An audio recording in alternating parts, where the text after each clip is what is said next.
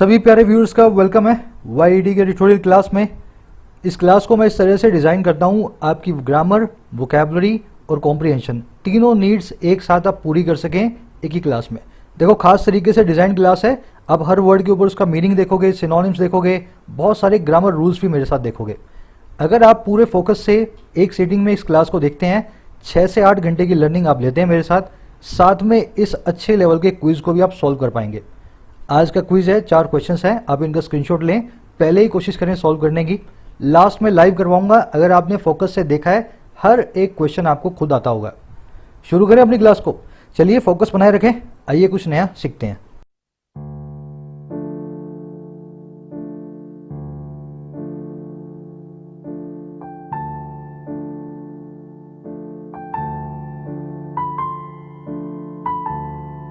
कह रहे अनरेस्ट इन पाकिस्तान। पाकिस्तान में आ गया है अनरेस्ट। रेस्ट तो आप जानते हैं, आराम चैन को बोलते हैं रेस्ट। अनरेस्ट का मतलब है जहां पे आराम चैन ना हो, अशांति हो। तो अनरेस्ट के सिनोनिम क्या हो गए? एनार्की बोल दो, टर्मोइल बोल दो, ट्यूमल्ट बोल दो, डिसऑर्डर बोल दो, केओस बोल दो। ये सारे वर्ड्स मैंने आपको 500 बार करवा दिए शायद, है ना। बार बार अगर आप देखोगे तो आपको याद भी हो गए होंगे। सबका मतलब होता है अनरेस्ट, बेचैनी या अराजकता। एनार्की और केओस को खास करके ध्यान रखें, केओस वर्ड बहुत बार पूछा जाता है। तो पाकिस्तान में अराजकता आ गई है। अच्छा क्यों आई है? कह रहा on movement against Imran Khan government.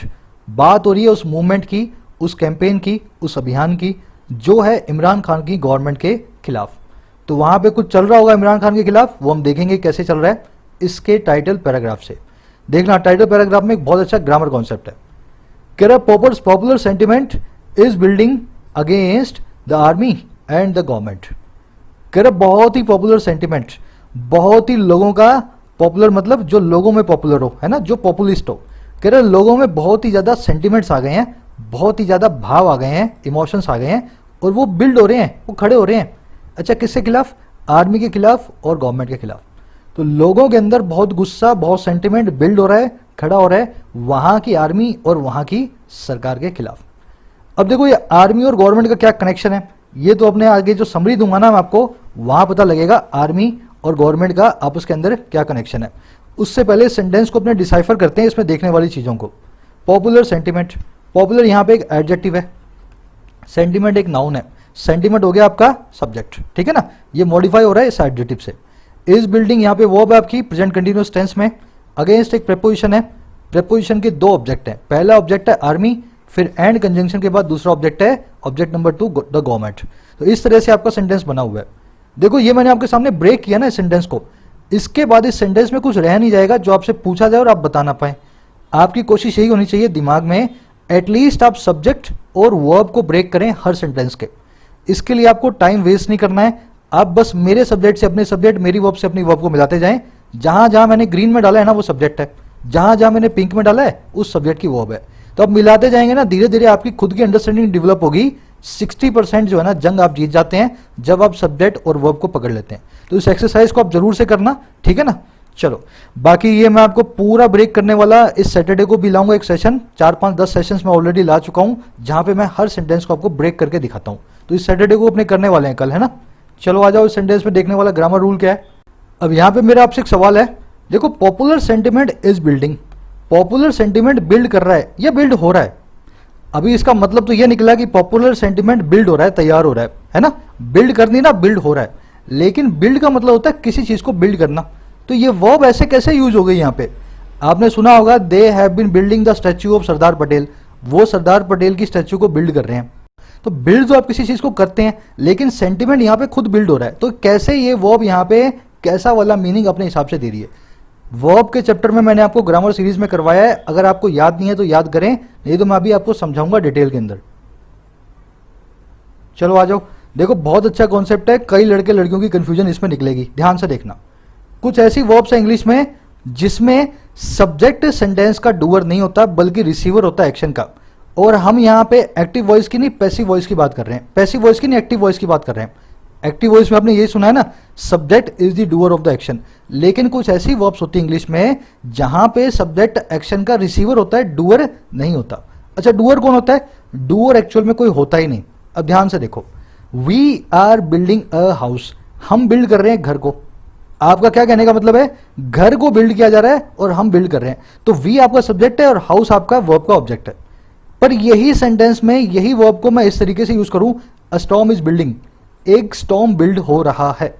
अब देखो यहां पे स्टॉर्म किसी को बिल्ड नहीं कर रहा, स्टॉर्म खुद ही बिल्ड हो रहा है, स्टॉर्म खुद ही तैयार हो रहा है। स्टॉर्म का मतलब है तूफान, है ना। आपने दूर से देखा तूफान को देखा और आपने बोला भाई स्टॉर्म जो है तैयार हो रहा है, बिल्ड हो रहा है। यहां पे किसी को बिल्ड नहीं किया जा रहा, स्टॉर्म खुद बिल्ड हो रहा है। बिल्ड करने वाला कौन है, कोई भी नहीं। ऐसे केस के अंदर बिल्ड वर्ब एक हैपन वर्ब कहलाएगी। इसका मतलब है स्टॉर्म खुद बिल्ड हो रहा है, सेंटेंस में कोई ऑब्जेक्ट कभी भी नहीं होगा, सेंटेंस का सब्जेक्ट ही एक्चुअल में ऑब्जेक्ट जैसा आपको दिखेगा। स्टॉर्म बिल्ड हो रहा है तो मतलब बिल्ड होने वाला स्टॉर्म है। वैसे देखो, द चेयर ब्रोक, कुर्सी टूट गई, टूटा कौन, कुर्सी, तोड़ने वाला कौन, पता नहीं। यहां पे break verb as a happen verb use हुई है, बस कंफ्यूजन ये है कि ये ब्रेक वर्ब एक्शन वर्ब भी होती है। ही ब्रोक द चेयर, यहां पे टूटने वाली कुर्सी है पर वो ऑब्जेक्ट है, तोड़ने वाला है ही वो सब्जेक्ट है।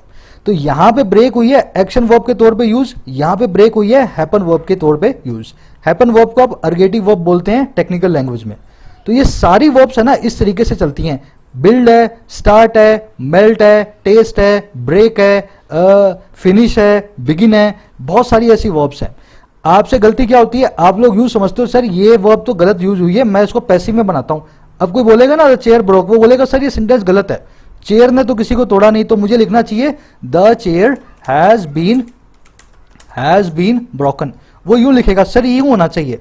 अरे ये भी सही है, हैज बीन ब्रोकन, पर ये तब आएगा जब चेयर को ब्रेक करने वाले आदमी का नाम लिखा हो। The chair has been broken by Amit, तब तो ये ठीक है। लेकिन चेयर तो तोड़ी नहीं है किसी ने, अब कैसे आप बोल दोगे बाय अमित, अब आप कैसे बोल दोगे हैज बीन ब्रोकन, आप लिखोगे द चेयर ब्रोक। तो ये होती है अर्गेटिव वर्ब्स, इनको इसी तरीके से यूज किया जाता है, इनका बिना बात के पैसिव बना के एग्जाम के अंदर ना आए। आज के ग्रामर कॉन्सेप्ट जो हमने किए हैं क्विज के अंदर, वहां पे एक क्वेश्चन है, इस पे ध्यान देना उस पे।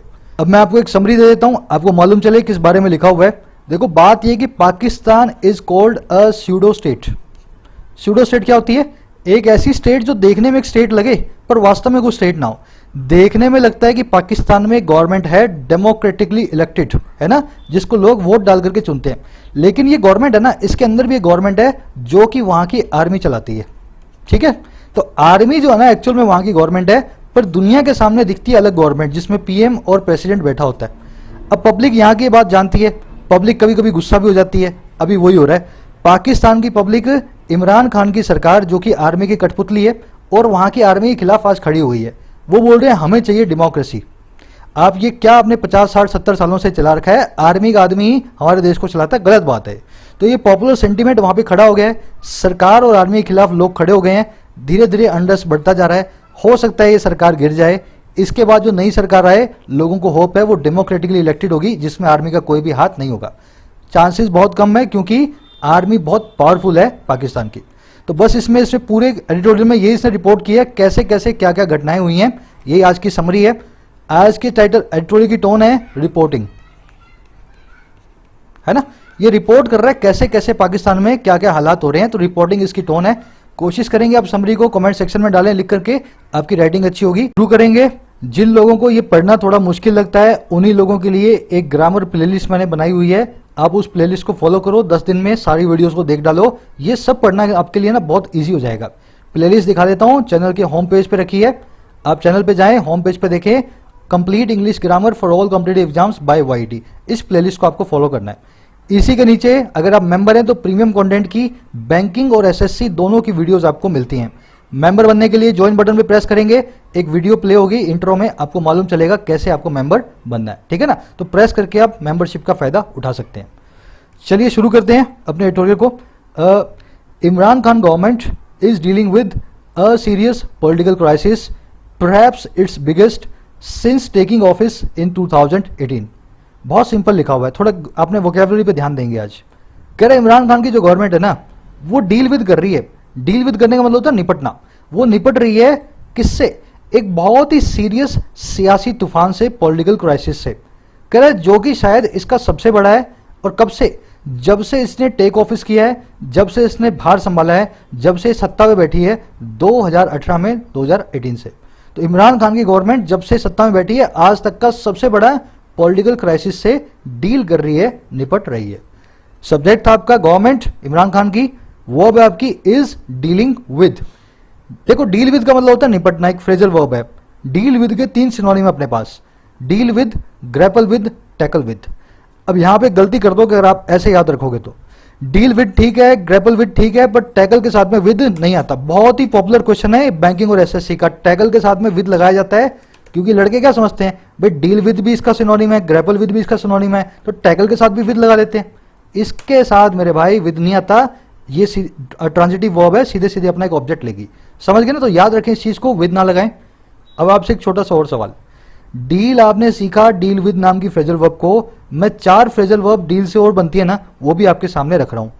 एक बार कोशिश कर लो इन चारों फ्रेजल वर्ब का क्या मतलब होता है, फिर मैं आपको बताता हूं ताकि आपको हमेशा याद रहे।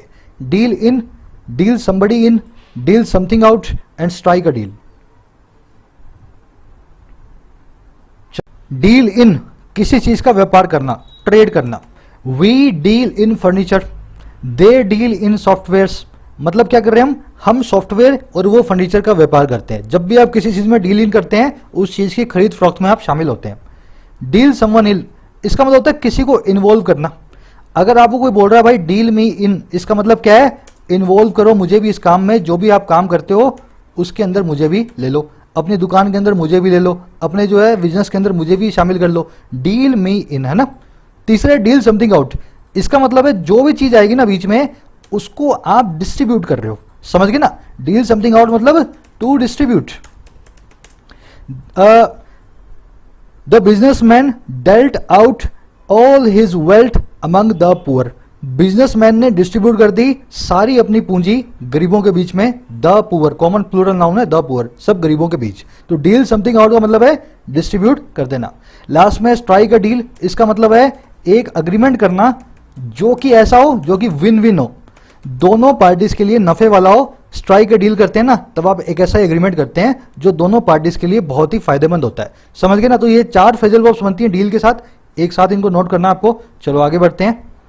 11 opposition parties which have now formed the Pakistan Democratic Movement (PDM) have held 2 mammoth rallies, part of a plan for nationwide agitations calling for the resignation of the PTI government over law and order, food shortages, inflation and gas cuts.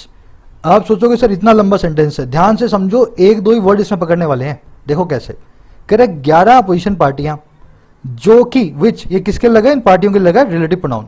कह रहे ये वो पार्टियां हैं जो कि अब form कर चुकी हैं पाकिस्तान डेमोक्रेटिक मूवमेंट को, है ना, इस अभियान को, पीडीएम को। कह रहे ये जो पार्टियां हैं ना इन्होंने हेल्ड कर दिया है, इन्होंने ऑर्गेनाइज कर दिया है किसको, 2 बड़ी बड़ी मेमथ रैलीज को, है ना, बड़े बड़े चुनाव रैलियों को। अच्छा कैसे किया इन्होंने, कैसे हेल्ड किया? कह रहे एक प्लान के तौर पे, एक योजना के हिस्से के तौर पे जो है नेशन वाइड एजिटेशंस की, जो पूरे देश में होने वाले धरने प्रदर्शनों की।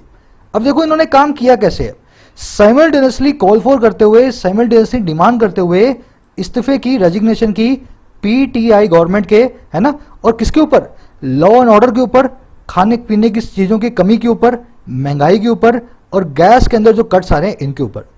समझ गए सेंटेंस को? तो 11 पॉलिटिकल पार्टीज ने दो बड़ी बड़ी रैलियों को रखा है और साथ ही साथ साइमल्टेनियसली वो कॉल फॉर कर रहे हैं, डिमांड कर रहे हैं रेजिग्नेशन को इन 4 चीजों के ऊपर इमरान खान की सरकार से।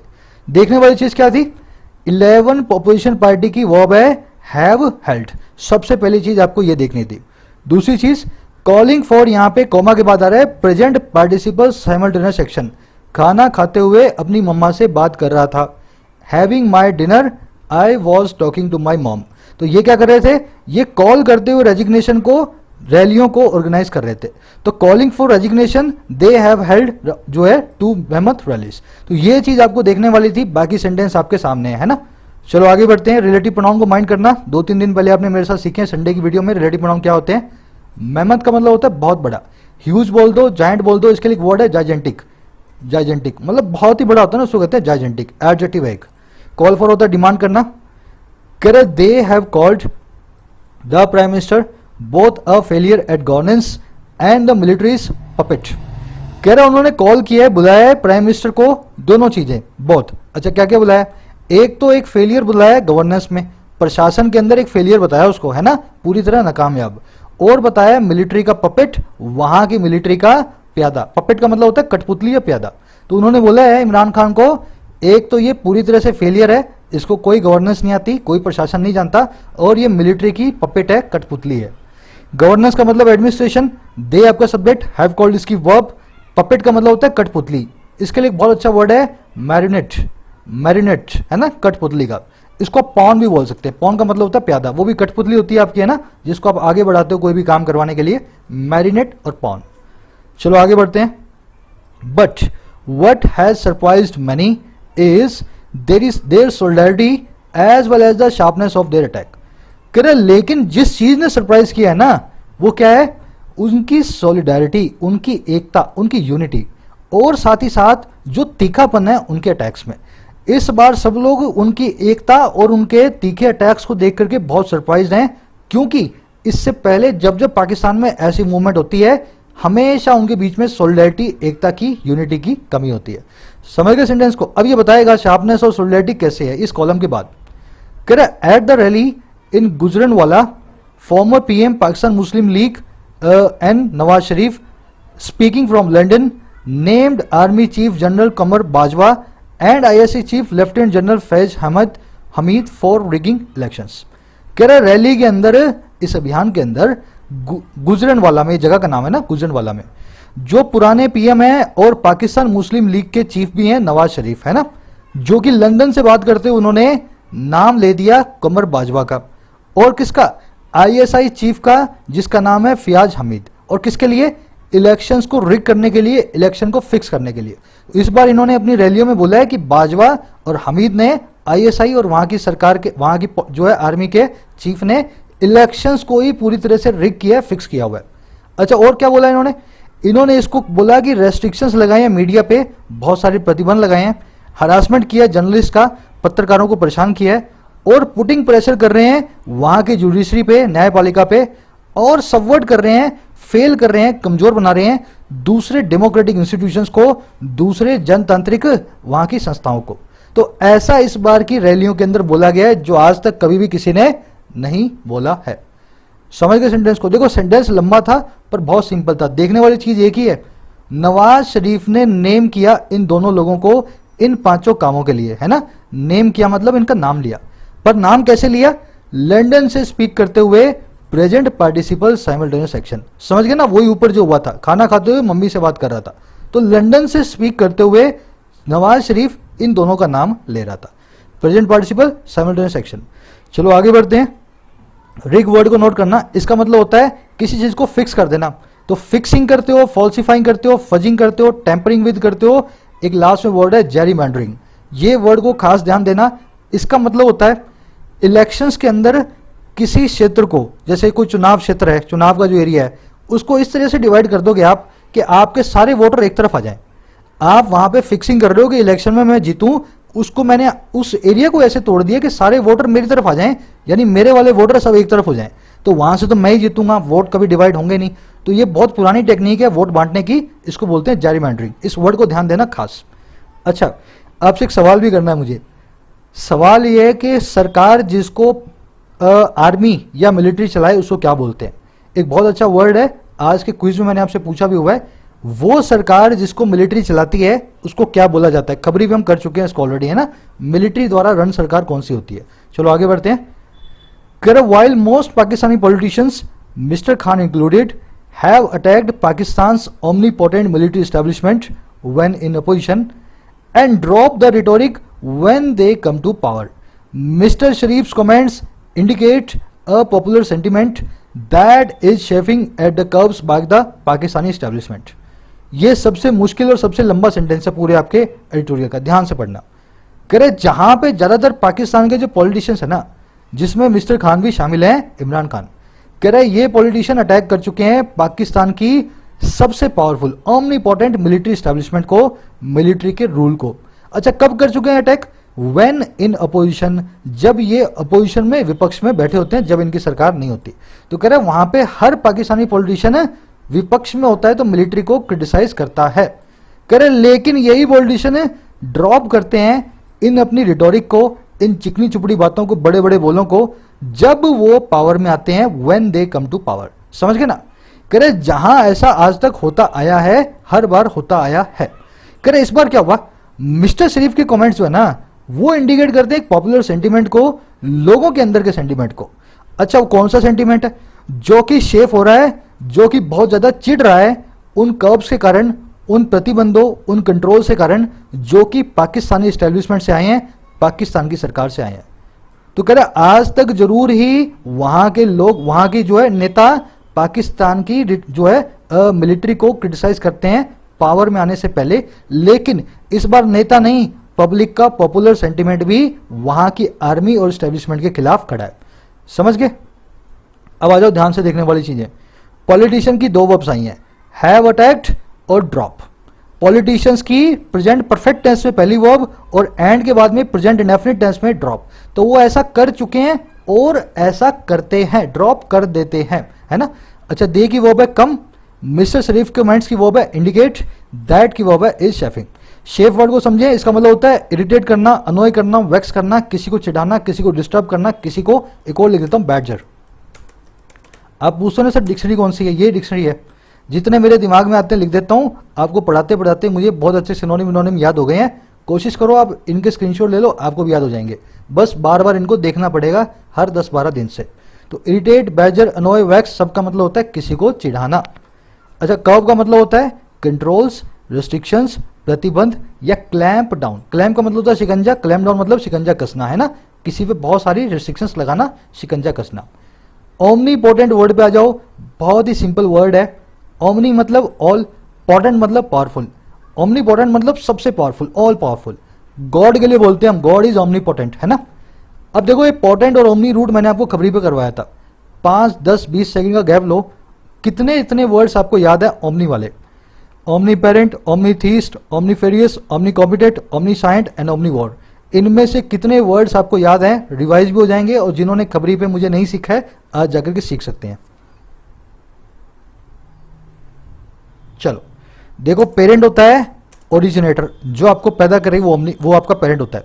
ओमनी पेरेंट कौन है, ओरिजिनेटर, ओरिजिनेटर ऑफ ऑल, ऐसा आदमी जिसने सबको पैदा किया है या ऐसी औरत जिसने सबको पैदा किया। बात कर रहे हैं हम गॉड की, समझ गए ना। ओमनी पेरेंट को हम बोलते हैं गॉड, गॉड गॉड वो है जिसने सृष्टि की रचना की है, that God is omni parent. समझ गए, जो ओरिजिनेट करे, हर चीज को पैदा करे। ओमनी थियस्ट, ऐसा आदमी जो सेक्युलर हो, जो सभी धर्मों का सम्मान करता हो, सभी रिलीजन्स को बराबर की तवज्जो देता हो, सबका रिस्पेक्ट करता हो, that person is called omnitheist. उससे आप पूछोगे आप हिंदू हो, वो बोलेगा नहीं मैं सब रिलीजन्स में बिलीव करता हूं, किसी को भी मैं फॉलो नहीं करता हूं और सबका रिस्पेक्ट करता हूं, ऐसा समझो, है ना। ओमनीफेरियस ये होता है जिसमें सब चीजें, दैट इंक्लूड्स ऑल वेराइटीज। अब ये वेराइटीज कहां से बना, ये एक्चुअली में वेरियस था, बाद में इसकी स्पेलिंग चेंज होगी ना, तो ओमनी वेरियस पुराना वर्ड है, ओमनीफेरियस नया वर्ड है। आजकल आप ओमनीफेरियस से देखोगे डिक्शनरीज में, तो ओमनी वेरियस था जिसमें सारी वेराइटी शामिल हो, दैट इज ओमनीफेरियस। अगर आपको ऐसा खाना खा रहे हो जिसमें हरी सब्जियां भी हैं, प्रोटीन्स भी हैं, कार्बोहाइड्रेट्स भी हैं, फैट्स भी हैं, तो आप बोल सकते हो I prefer to have a omnifarious diet, मैं एक ऐसा खाना खाता हूं जिसमें सारी वेराइटियां शामिल हो। ओमनी कॉम्पिटेंट, जो हर चीज से कॉम्पीट करे, ये एक्चुअल में कॉन्ट्रैक्ट होते हैं लीगल लैंग्वेज में। इसका मतलब होता है ये एक ऐसा कॉन्ट्रैक्ट है, हर सिचुएशन में कॉम्पिटेंट है, चाहे आपके पास पैसा भरने के लिए है चाहे पैसा नहीं है, पर आपका ये कॉन्ट्रैक्ट आपको हमेशा पैसा भरने के लिए मजबूर करेगा अगर आपको देना है तो। समझ गए ना, ओमनी कॉम्पिटेंट ऐसा कॉन्ट्रैक्ट है, हर लॉ के अंदर, हर कोर्ट के अंदर ये कॉन्ट्रैक्ट कॉम्पिटेंट है। ओमनी साइंट, जो सबको जानता हो, साइंस का मतलब होता है नॉलेज, विज्ञान का मतलब होता है नॉलेज। ओमनी साइंट का मतलब है ऑल नॉलेजेबल, देख लेना सही स्पेलिंग यही है, जिसको सब कुछ पता हो, ओमनी साइंट। लास्ट में बच्चा ओमनीवोर, आपने हर्बीवोर सुना होगा जो शाकाहारी हो, कार्निवोर सुना होगा जो मांसाहारी हो। ओमनीवोर वो होता है जो सब खाता है, जो सब खाता है।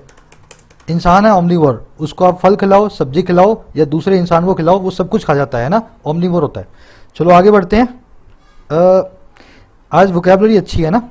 कह रहे the PTI government's response is a well worn script. जो पाकिस्तान की इमरान खान की जो गवर्नमेंट है उसका जो रिस्पॉन्स है, प्रतिक्रिया है, वो एक घिसी पिटी स्क्रिप्ट है। घिसी पिटी मतलब वेल वॉर्न, वॉर्न मतलब एकदम घिसा हुआ, और वेल वॉर्न मतलब अच्छे से घिसा हुआ। तो वही काम वो कर रहा है, वही रिस्पॉन्स दे रहा है जो हमें पहले से पता था वो करने वाली है। अब देखो वेल वॉर्न के लिए, घिसी पिटी के लिए बहुत सारे सिनोनिम अपने पास, बैनल हो, हैकेंड हो, शॉपवॉर्न हो, ट्राइट हो, स्टेल हो, क्लीशे हो, कॉमन प्लेस हो, सब वर्ड बताते हैं ऐसी चीज जिसको ओवर यूज आपने कर दिया है, एकदम घिसी पिटी, है ना। अच्छे अच्छे वर्ड्स हैं, देना इनको, इनका स्क्रीनशॉट ले लो। कह रहे for the past few months, अब इनका रिस्पॉन्स बता रहा है, for the past few months government's prosecutors on mister Khan's orders have focused on preparing cases to send as many members of the opposition to prison. कह रहे पिछले कई months के दौरान गवर्नमेंट के जो प्रोसिक्यूटर्स हैं, सरकारी जो वकील हैं, मिस्टर खान के ऑर्डर पे वो फोकस कर चुके हैं प्रिपेयर करने पे उन केसेस को, ताकि वो सेंड कर सकें एज मनी, जितने हो सके मेंबर्स को अपोजिशन के प्रिजन के अंदर। बस वहां की सरकार यही काम कर रही है, जितने केस बना सकते केस बनवा रही है सरकारी वकीलों से और ठूंसे जा रही है उनको प्रिजन के अंदर, ताकि ये मूवमेंट से कैसे भी अपनी सरकार को गिरने से बचा सके। सिंपल सेंटेंस है, प्रोसिक्यूटर्स की वर्ब है हैव फोकस्ड। गवर्नमेंट प्रोसिक्यूटर होता है सरकारी वकील, है ना, सरकार की पगार पे जो काम करता है सरकारी वकील, गवर्नमेंट प्रोसिक्यूटर। करे the co chairman of the Pakistan Peoples Party and former Pakistan president Asif Ali Zardari is already in custody on money laundering charges, while the government has requested the UK so many times to extradite Mr. Sharif so that he can be charged and tried again। कह रहे जो को chairperson है Pakistan Peoples party का, PPP का, है ना, और जो फॉर्मर पाकिस्तान प्रेसिडेंट भी रहा है, कह रहे ये जो पर्सन है ना जिसका नाम है जरदारी, ये ऑलरेडी कस्टडी में है, ऑलरेडी हिरासत में है मनी लॉन्ड्रिंग के चार्जेस पे। मनी लॉन्ड्रिंग होता है हवाले का, काले पैसे को जो सफेद पैसा बनाना, ब्लैक मनी को व्हाइट करना, उसको कहते हैं मनी लॉन्ड्रिंग। तो इसको काले धन को सफेद बनाने के चार्ज में ऑलरेडी इस पर्सन को जेल में डाला जा चुका है। करे जबकि जो गवर्नमेंट है ना उसने रिक्वेस्ट किया है द यूके, इंग्लैंड को कई बार कि वो एक्स्ट्राडाइट कर दे, वो सौंप दे नवाज शरीफ को, ताकि उसको फिर से चार्ज किया जा सके और ट्राई किया जा सके, फिर से आरोप लगाया जा सके और केस लाया जा सके एक बार फिर। तो ऐसा हो रहा है वहां पे, जरदारी को तो उन्होंने ठूस दिया अंदर, और नवाज शरीफ है, इसका बेटा इस बार लगा हुआ है शायद इलेक्शन में, या भाई लगा हुआ है, तो नवाज शरीफ को चाहते हैं कि लंदन से इसको बुलाएं और इसको भी जेल में ठूस दें, फिर से इसके ऊपर केस चला के। समझ गए सेंटेंस को? सिंपल सेंटेंस है, इसमें अच्छे अच्छे वर्ड्स देखते हैं अपने। देखो पहली चीज, एक छोटा सा कॉन्सेप्ट मैं आपसे करवाऊंगा। दो सेंटेंस आपके सामने, आप मुझे ढूंढ के बताएं दोनों सेंटेंस में इज और आर में से आप क्या चूज करेंगे, यहां भी और यहां भी। सिंपल कॉन्सेप्ट है, ज्यादातर लोगों को आता होगा, जिनको नहीं आता वो सीख लें, बाकी लोगों का रिवाइज हो जाएगा। देखो, the chairman and president is या are to visit the head office today. Chairman और प्रेसिडेंट आज हेड ऑफिस को विजिट करने वाले हैं, ठीक है ना। अब आपके सामने एक डिलेमा है, चेयरमैन करने वाला है या प्रेसिडेंट करने वाला है? दोनों करने वाले हैं। अगर दो करने वाले हैं तो आर लगा देता हूं, पर ध्यान देना हो सकता है ये दोनों आदमी एक ही हों, जिसके पास चेयरमैन का चार्ज हो वही प्रेसिडेंट भी हो। अब आप डिसाइड कैसे करोगे ये एक है दो है? अगर दोनों के आगे द लगाया, अगर दोनों के आगे द लगाया तो मतलब क्या है, ये दो आदमी हैं अलग अलग। और अगर दोनों में से एक के आगे भी द नहीं लगाया तो मतलब क्या है, ये दोनों एक ही आदमी है। इस केस में देखो, चेयरमैन से पहले द है, बिल्कुल है। क्या प्रेसिडेंट से पहले द है? बिल्कुल नहीं है। मतलब ये एक ही आदमी है जो हेड ऑफिस को विजिट करने वाला है। तो यहां पे इसके लिए सिंगुलर वर्ब आएगी, इज लगाएंगे ना कि आर लगाएंगे। समझ गए ना? सिंपल सा कॉन्सेप्ट है, आई थिंक समझ रहे होंगे। अगर दोनों के आगे द ना लगाओ तो आप इज यूज करेंगे, अगर दोनों के आगे सेपरेटली द आ रहा हो तो आप आर को यूज करेंगे। अगला देखो, the chairman and the president. अब दोनों के आगे द आ गया, मतलब यहां पे आर आएगा, इसका कुछ काम नहीं है, इसको निकाल दो, आर को यूज कर लो। चलो, आज के ग्रामर कॉन्सेप्ट में ये वाला कॉन्सेप्ट यूज होगा ग्रामर क्विज के अंदर, ध्यान देना इस पे। चलो आ जाओ। एक्स्ट्राडाइट का मतलब होता है प्रत्यारोपण करवाना। अपना है, मान लो विजय माल्या, उसको वहां पे लंदन की पुलिस ने पकड़ रखा है, तो जब तक इंडिया में नहीं आएगा तब तक केस नहीं चलेगा। तो अपने उसको बोलते हैं भाई लंदन को हमें एक्स्ट्राडाइट कर दो, हम इसको आगे जो है इसके ऊपर केस चलाएंगे, प्रत्यारोपण कर दो। कह रहा with the next generation of Bilawal Bhutto and Maryam Nawaz taking the stage at PDM rallies, the government swung into its next action. कह रहे के साथ ही अगली जनरेशन के, और किसकी अगली जनरेशन, अगली पीढ़ी? एक तो बिलावल भुट्टो की और एक मरियम नवाज की, है ना। कह रहे इन दोनों के चार्ज को लेने के साथ ही, स्टेज को टेक करने के साथ ही पीडीएम की रैलीज में। तो अभी जो अभियान चल रहे हैं इसमें भुट्टो है ना, और ये मरियम शरीफ है, जो ये दोनों जो है अपना अपना जो रैलियों के अंदर अगुवाई कर रहे हैं सबको। कह रहे इनके अगुवाई करने के साथ ही हुआ क्या, गवर्नमेंट जो है ना वो स्विंग इनटू हो गई। गवर्नमेंट ने फटाफट जो है हरकत कर दी अपने नेक्स्ट एक्ट के अंदर, अपने अगले मूव के अंदर। क्या अगला मूव था इसका? Arresting Mr Nawaz husband captain Safdar after a midnight raid on their hotel in Karachi, charging him with disrespecting Jinnah's mausoleum by raising anti government slogans there. तो ये जो है ना मरियम नवाज, इसके हस्बैंड को अरेस्ट कर लिया। किसका नाम क्या था इसका? कैप्टन सफदर। और कब किया? एक मिडनाइट रेड के बाद। और कहाँ पे? इनके होटल पे जो था कराची के अंदर। और कैसे किया? चार्ज करते हुए उसको कि उसने डिसरिस्पेक्ट किया है जिन्ना के मकबरे को। और कैसे किया है? उठा करके, रेस करके गवर्नमेंट के खिलाफ स्लोगन्स को वहां पे। तो ऐसे बहाने के ऊपर इसके होटल जाकर के आधी रात में इसके हस्बैंड को उठा लिया, कैप्टन सफदर को। समझ गए ना? तो स्विंग इनटू एक्शन एक फ्रेजल वर्ब है। इसका मतलब होता है किसी काम को फटाफट करने के लिए तैयार हो जाना। गवर्नमेंट स्वंग या गवर्नमेंट स्वंग इनटू एक्शन, इसका मतलब है गवर्नमेंट जो है फटाफट से इस काम को, इस हरकत को करने के लिए तैयार हो गई। अब आ जाओ यहाँ पे मौजूलियम वर्ड क्या होता है? देखो मौजूलियम का मतलब होता है मकबरा। जैसे अपना ताजमहल है ना, वो मुमताज का मकबरा है, तो मकबरे को बोल दो, या हिंदी बोलते हैं समाधि स्थल, है ना। और ये तो बड़े आदमी का होता है, किसी महान आत्मा का, तो समाधि स्थल आप उस किसी जो है विद्वान के लिए या किसी संत के लिए बोल सकते हैं। तो मकबरा बोल दें, टूम बोल दें, कॉफिन बोल दें, बरियल प्लेस बोल दें, सबका मतलब होता है मौजूलियम। चलो आगे बढ़ते हैं। सिंपल सेंटेंस था ये। कह रहा what made matters erupt was the arrest that had reportedly been carried out after army rangers surrounded the Sindh inspector general's home and forced him to sign the FIR against Safdar. अब देखो army तो कभी police वाला काम कर नहीं सकती, FIR लिखनी है पुलिस को। तो इस जो है ना, इस बंदा था ना जो कैप्टन सफदर, इसके ऊपर एफआईआर करने के लिए पुलिस इंस्पेक्टर को इन्होंने अगवा कर लिया। और इंस्पेक्टर को नहीं, आईजी को, इंस्पेक्टर जनरल को, और उससे जबरदस्ती बंदूक की नोक पे साइन करवाया कि इसको हमें पकड़ना है, आर्मी ने। अब वही बता रहा है कि कौन सी चीज ने मैटर्स को रेप्ट किया। ये सब्जेक्ट है पूरा आपका नाउन क्लॉज। कौन सी चीज ने पूरे मैटर को एक जो है ना विस्फोट किया, उसमें एक्सप्लोजन लेकर के आई, वो चीज थी अरेस्ट। और कौन सी अरेस्ट थी? जिसने रिपोर्टेडली कैरी आउट किया गया, जिस अरेस्ट को कथित तौर पे जिस अरेस्ट को अंजाम दिया गया। और कब? जब आर्मी रेंजर्स ने घेर लिया सिंध के आईजी के घर को और उसको फोर्स किया कि वो साइन करें एफआईआर को मिस्टर सफदर जो है कैप्टन के खिलाफ। तो यहाँ पे इन्होंने जबरदस्ती आईजी नाम के, इंस्पेक्टर नाम के बंदे से, इतने बड़ी रैंक के बंदे से इन्होंने उसको घेर के आर्मी वालों ने एफआईआर पे साइन करवाया। समझ रहे हो ना? तो वहां पे इसीलिए बोलते हैं आर्मी का राज है पाकिस्तान के अंदर। चलो आगे बढ़ते हैं। ये पूरा नाउन क्लोज है। कौन सी चीज ने मैटर्स को रेप्ट किया? What made matters rapt. हमेशा वर्ड से शुरू होने वाले पॉजिटिव सेंटेंस नाउन क्लोज बनाते हैं। ये क्लोज वाली क्लास में आपको पढ़ाऊंगा, है ना। इसकी वर्ब है वॉज, दैट की वर्ब है had been carried out, army rangers की वर्ब है सराउंडेड, और दूसरी वर्ब है आर्मी रेंजर्स की फोर्स्ड, है ना।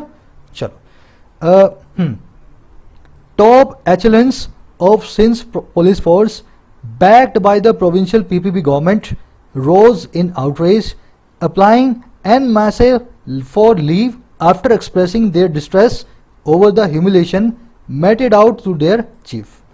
कह रहे टॉप एचेलेंस हैं। देखो एचेलेंस क्या होते हैं? सरकारी ऑफिसर, खास करके पुलिस वाले और आर्मी वाले। आप इनको मैंडरिन्स भी बोल सकते हो, सरकारी अफसर, आप इनको ब्यूरोक्रेट्स भी बोल सकते हो और ऑफिसर भी बोल सकते हो। समझ गए ना? खास करके ये वर्दी वाले ऑफिसर होते हैं।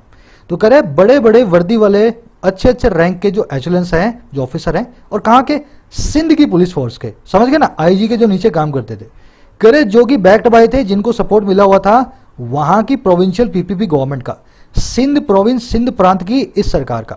कह रहे ये एचेलेंस है ना, ये खड़े हो गए, राइज कर गए, रोज हो गए पास्ट टेंस में। और किसमें? इन आउटरेज, गुस्से के अंदर। आउटरेज मतलब होता है एक्सेसिव एंगर।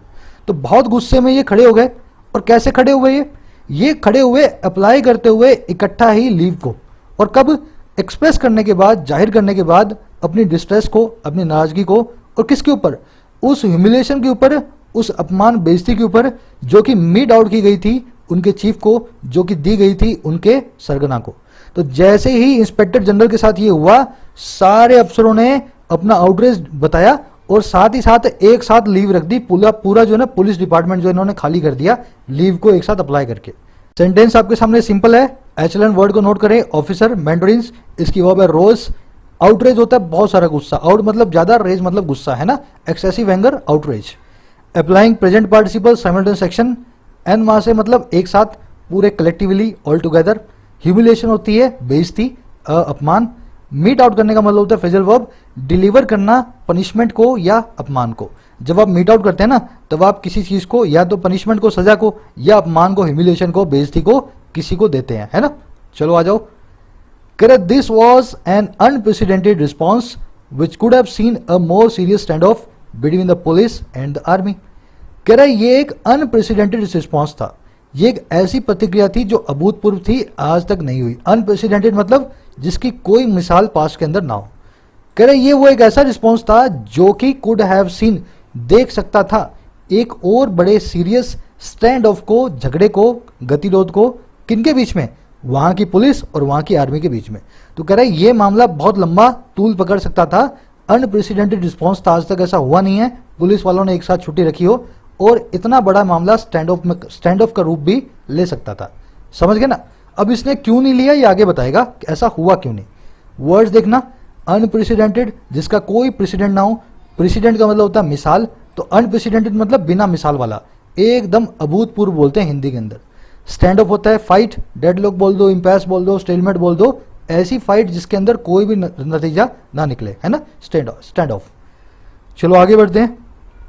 कह रहा matters are under control for the moment after general Bajwa has promised an inquiry report on the controversial arrest within the next 10 days। कह रहा मैटर्स अब अंडर कंट्रोल हैं अभी तक के लिए, फॉर द मोमेंट, है ना, इस पल के लिए। जब जनरल बाजवा ने प्रॉमिस कर दिया है एक इंक्वायरी रिपोर्ट को इस कंट्रोवर्शियल अरेस्ट पे, और कब, अगले 10 दिनों के दौरान। तो 10 दिनों में बाजवा ने बोला कि मैं एक इंक्वायरी करा के रिपोर्ट दूंगा, ऐसा हुआ तो ऐसा हुआ कैसे। तो कह रहा है अभी के लिए मैटर्स जो है ना अंडर कंट्रोल है, अभी उन पे काबू पाया जा चुका है। सिंपल सेंटेंस है, रिपीट नहीं करूंगा, आगे बढ़ेंगे।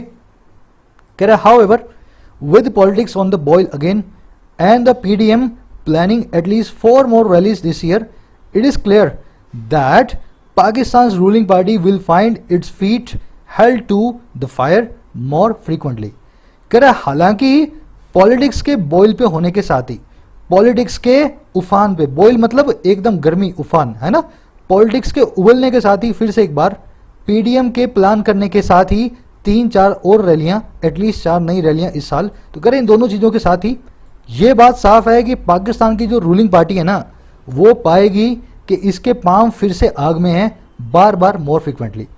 अगर आपके पांव आग में होते हैं, जैसे आपको मैं पकड़ लूँ गले से, मतलब किसी को भी कोई बंदा पकड़ ले और आग के ऊपर रख दे, तो जलने भी ना दे और छोड़े भी नहीं, मतलब क्या है, आपको बार बार सताया जा रहा है, आपको धमकाया जा रहा है, आपके ऊपर तनाव डाला जा रहा है। समझ गए ना। तो पाकिस्तान की सत्ताधारी पार्टी इमरान खान की, वो यही करेगी, उसको बार बार लगेगा कि मेरे पांव आग के ऊपर हैं, मुझे बहुत अंडर प्रेशर हूं, मुझसे पब्लिक बार बार करवा रही है कि आप आर्मी से अलग हो जाओ, आप आर्मी से इंडिपेंडेंटली अपने डिसीजन लो। तो इस फ्रेज को समझे, to find your feet to the fire, तनाव के नीचे होना किसी काम को करने के लिए। तो कह रहा है ऐसा होने वाला है इस साल में बार बार। सिंपल था आज का ट्यूटोरियल, मैं इसको 7.5 मार्क्स दूंगा। जब सिंपल होता है मैं थोड़ा जल्दी फास्ट प्रोसेस करता हूं ताकि आपको फास्ट प्रोसेस करना भी आए, है ना। हमेशा कछुए की चाल से नहीं चलना चाहिए, आप थोड़ा कम स्पीड पे करके देख लें या रिपीट करके देख लें अगर कोई सेंटेंस आपको समझ में नहीं आया तो। चलो आ जाओ आज के क्विज की तरफ बढ़ते हैं। जरूर सॉल्व किया करो क्विज को लास्ट में, है ना। और 4 में से मुझे बताना कितने नंबर आए। एक बंदा या बंदी है वो रोज लिखती है या लिखता है सर मेरा आधा नंबर आया क्विज में, तो आधा कैसे आता है ये तो मुझे पता नहीं, पर जो भी आपके आए हो सच सच लिखा करो कितने नंबर आए 4 में से। पहला देख लो। चलो पहले सेकंड देखते हैं। Which of the following words represents a government run by military army. कौन सा ऐसा वर्ड है जो सरकार बताता है जिसको मिलिट्री आर्मी रन कर रही हो। ये मैंने खबरी भी आपको करवाया था। चारों वर्ड्स आपको अच्छे से आने चाहिए। सही वर्ड है आपके लिए यहाँ पे स्ट्रेटोक्रेसी। स्ट्रेटो मतलब मिलिट्री, क्रेसी मतलब रूल। ऐसी सरकार, ऐसी गवर्नमेंट जहाँ पे मिलिट्री का राज हो, स्ट्रेटोक्रेसी। बाकी तीनों वर्ड्स भी देख लेते हैं। स्क्वायर आर्की मतलब, देखो स्क्वायर मतलब फार्मर, फार्म, स्क्वायर मतलब खेत, आर्की मतलब सरकार। A government run by farmers या लैंडलॉर्ड्स। 17वीं शताब्दी में, बल्कि 15वीं शताब्दी में इंग्लैंड के अंदर स्क्वायर आर्की हुआ करती थी। लैंडलॉर्ड, सामंतवाद बोलते हैं इसको हिंदी में, सामंतवाद हुआ करता था। तो जो लैंडलॉर्ड होते थे, जिनके पास खेत होता था, वही सरकार चलाया करते थे, सबसे पावरफुल होते थे। Square Archie. Technocracy, a government by technocrats. Technocrat कौन होते हैं? Scientist, doctors, knowledgeable person. Knowledgeable person, technical person, है ना। मान लो अपने देश के अंदर साइंटिस्ट लोग जो है सरकार चलाने लगे, उसको बोलेंगे टेक्नोक्रेसी। जैसे कलाम साहब अपने प्रेसिडेंट थे, तो Kalam was a technocrat, Mr Kalam was a technocrat. Last में बची पैंटिसोक्रेसी। पैंट मतलब ऑल, आइसो मतलब बराबर, क्रेसी मतलब सरकार। ऐसी सरकार जहां पे एवरीवन इज इक्वल, ये कहीं भी नहीं हो सकती। ऐसी सरकार जो है इसको उबंतु बोलते हैं या यूटोपिया बोलते हैं। ऐसी सरकार सिर्फ आपके ख्वाब में होती है जहां पे सब चीजें बराबर हो, है ना। Pantisocracy where everybody is equal. चलो आ जाओ पहले वर्ड में। Top echelons of Sindh police force dash by provincial PPP government rose in outrage dash en masse for leave after expressing their distress over the humiliation dash to their chief. आपके पास तीन तीन यहाँ पे ब्लैंक्स हैं, है ना, 1 2 3 1 2 3। आपको कोशिश करनी है कौन सा वाला जो तीनों में फिट हो जाए। आपको एक बार खुद सोचना है, फिर मैं आपको बताता हूं। चलो समझो इस सेंटेंस को। बड़े बड़े अफसर सिंध की पुलिस फोर्स के जो कि बैकिंग है या बैक्ड है। देखो यहां पे बैक्ड आएगा क्योंकि बाय लगाया हुआ है, एक पास पार्टिसिपल आपको चाहिए। वो पुलिस फोर्स के अफसर जिनको बैक किया जा रहा है, सपोर्ट किया जा रहा है प्रोविंशियल पीपीपी गवर्नमेंट के द्वारा। समझ गए ना मेरी बात को, पास्ट पार्टिसिपल फ्रेज। तो यहां पे बैकिंग वाला तो गलत हो गया, इसको तो मैं निकाल देता हूं, ये तो गलत है। अब बैक्ड आएगा या सपोर्टेड आएगा, तीनों का मतलब एक ही है। तो ए बी या डी में से एक आपका आंसर है। अब दूसरा देखो, तीसरा देखते हैं लास्ट में। उन्होंने जो कि बैक्ड बाय थी सरकार के द्वारा अप्लाई किया इकट्ठा एन माह से लीव के लिए, एक्सप्रेस करते हुए उनकी डिस्ट्रेस को उस ह्यूमिलेशन के लिए जो कि उनके चीफ को दी गई। अब देखो ह्यूमिलेशन के लिए यहाँ पे एक एडजेक्टिव चाहिए, वो ह्यूमिलेशन जिसको दिया गया उनके चीफ को। अब देखो डील इन का मतलब होता है देना नहीं बल्कि व्यापार करना। डील इन आपको बताया था मैंने, फ्रेजल वर्ब है जो बताती है ट्रेड करना, किसी चीज को खरीदना बेचना। वी डील इन सब फर्नीचर, हम फर्नीचर का व्यापार करते हैं। तो ह्यूमिलेशन का व्यापार तो हुआ नहीं, तो ये डील इन तो आएगा नहीं। डील विद का मतलब होता है निपटना। ह्यूमिलेशन को डील विद भी नहीं कर सकते, ह्यूमिलेशन को आप जो है निपट भी नहीं सकते। डील आउट का मतलब होता है देना, पर ये पास्ट पार्टिसिपल नहीं बन सकता, ये वर्ब की फर्स्ट फॉर्म है। Dealt out is the correct form. That humiliation which was dealt out, समझ गए ना। पास्ट पार्टिसिपल वर्ब की थर्ड फॉर्म यहां पे मैं रखूंगा ताकि मेरा सेंटेंस सही बने। तो आपका सही आंसर बनेगा बैक्ड, अप्लाइंग और डेल्ट आउट। तो इन्होंने जो कि बैक्ड बाय थे सरकार से अप्लाई करते हुए लीव को, उसके डिस्ट्रेस के ऊपर जो ह्यूमिलेशन उनको डेल्ट आउट की गई थी इनके चीफ को। समझ गए ना, D is your correct answer. Cloze सेस में दिमाग लगाना होता है आपको, जरूरी नहीं है आपको तीनों को देखना है, एक या दो को देख करके भी आप आंसर बता सकते हो। दूसरा नंबर हो गया, अब अपने देख लेते हैं third number. The co chairperson of the Pakistan Peoples Party and the former president dash already in custody on money laundering charges as the protest dash in Pakistan. तो पहले तो आपको यहाँ डिसाइड करना है दो आदमी है एक आदमी है, दोनों के आगे द लगा हुआ है तो ये आदमी है दो, इसका तो यहाँ पे कोई काम है ही नहीं, है ना। ए और डी तो आपका आंसर हो ही नहीं सकते। अब या तो आंसर आपका बी है या सी है। अगर मैं हैव बीन बिगन रखूं, अगर मैं पैसिव वॉइस इसको बना दूं तो मैं क्या बनाऊंगा, as the protest have been begin in Pakistan. भाई किसने बिगिन किए, प्रोटेस्ट को किसने किया, यहां पे बाय लगाऊंगा तभी मुझे इसकी जरूरत है, अदरवाइज पैसिव वॉइस की यहां पे जरूरत नहीं है। क्योंकि बिगिन नाम की वर्ब एक अर्गेटिव वर्ब भी होती है, मुझे इसको हटा करके सीधे सीधे यहां बिगिन लिख देता हूं तो भी प्रोटेस्ट अपने आप शुरू हो गए हैं। समझ गए ना। As the protest begin in Pakistan the co chairperson और the former president are already in custody. समझे मेरी बात को। हैव बीन बिगिन क्यों नहीं लगाया, ये सही होता पर ये सेंटेंस को पैसिव में बदल देगा। यहां पे मैं बाय लगा के आपको बता नहीं रहा हूं शुरू किसने किया है, तो पैसिव लगाने की यहां जरूरत है नहीं। मोर अप्रोप्रिएट आंसर होगा आपका सी, क्योंकि बिगिन यहां पे एक अर्गेटिव वर्ब बनाएगी। बिगिन का मतलब होता है शुरू करना या शुरू होना, दोनों ही मतलब होते हैं बिगिन नाम की वर्ब के। चलो आगे बढ़ते हैं फोर्थ पे। Which of the following doesn't express the true meaning of the word rigging. Rigging का मतलब होता है फिक्स कर देना, है ना। फिक्सिंग का कौन सा मीनिंग नहीं एक्सप्रेस करता इन चारों में से। तो देखो मैनिपुलेशन फिक्सिंग का एक सिनोनिम है, आप जानते हैं। टेम्पर विद छेड़छाड़, ये भी फिक्सिंग का एक सिनोनिम है। जैरिमेंडरिंग, ये वर्ड भी मैंने आपको बताया था, चुनाव क्षेत्र की फिक्सिंग कर देना ताकि आप उस एरिया से जीत सकें। लास्ट में बचा मीट आउट। मीट आउट का मतलब होता है पनिशमेंट या हरासमेंट किसी को देना, है ना, पनिशमेंट या ह्यूमिलेशन किसी को देना। तो इसका रिगिंग से कोई कनेक्शन नहीं है, B is your correct answer. थोड़ा सा अच्छे लेवल का क्विज था पर ठीक है ना, यहां पे नंबर कम आ जाएंगे तो अच्छी बात है, पेपर में पूरे आने चाहिए, है ना। तो यहाँ पे डिस्करेज होने की बजाय एनकरेज हो, कोशिश करें इन क्वेश्चंस को अपने आप से सॉल्व करने की। ग्रामर सीरीज को आप फॉलो करेंगे, सब चीजें क्लियर हो जाएंगी। मुलाकात लूँगा कल की वीडियो में, स्पेशल सेशन करेंगे कल हम पार्सिंग वाला। तब तक के लिए साइनिंग आउट।